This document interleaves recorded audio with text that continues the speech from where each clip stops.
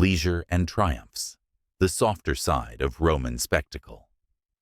If you think Roman entertainment was all blood and terror, think again.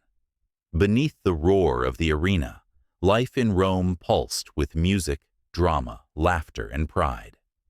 The Eternal City didn't just love violence, it adored celebration in every form. Theater, stages of everyday life. Roman theater borrowed much from the Greeks, but the spirit was different. In Rome, the stage wasn't just for high tragedy or noble speeches. It was for everyone. Drama, comedy, slapstick, and song. The city buzzed with performance. The audience saw everything from acrobats and magicians to the raucous pantomimes and farcical Atellan plays, the spiritual ancestors of European comedy. Satirical sketches poked fun at daily life. Biting songs called fescianini spread through the crowds. Words, music, and dance, all mixed together, making each show a wild patchwork of noise and color. For Romans, a day at the theater was free. Anyone could come. Well, anyone except the slaves.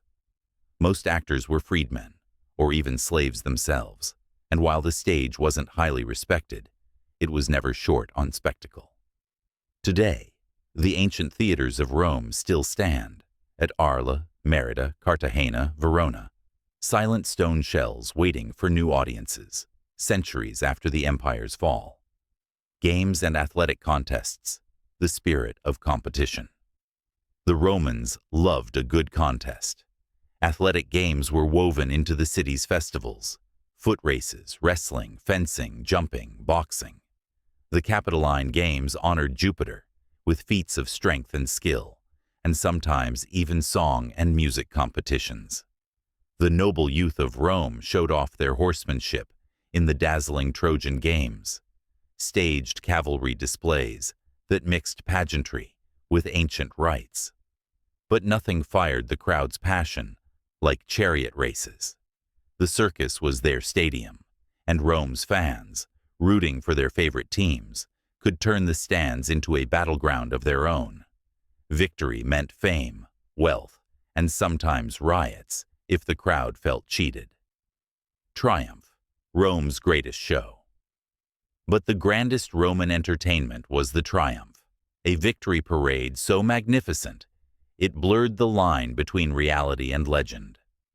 When a general crushed Rome's enemies, he was granted the ultimate honor.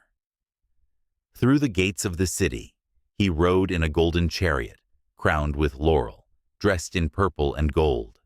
Beside him stood a slave, holding a wreath above his head and whispering, "Memento mori, remember you are mortal." The message: glory is fleeting. Pride must be checked. Behind the victor rolled a procession, commanders on horseback, freed prisoners, legions marching in full regalia. The city's treasures glinted in the sun: gold, silver, weapons, art, animals, and wagons loaded with spoils. Famous captives, kings, generals, and their families, shuffled in chains, their fates sealed. Acrobats and mimes, jugglers and clowns danced along the route, entertaining the cheering mob. Sometimes the parade lasted for days, the loot so vast it filled the city streets. Incredibly, all this was free. The organizers were expected not only to stage the show, but to feed and entertain the crowds with feasts and wine. No tickets, no business, just the age-old promise: bread and spectacle. What did the Romans trade away for this luxury? Maybe a piece of freedom, maybe a share of power. Hard to say, centuries later. But one thing is certain: when Rome put on a show, the world watched.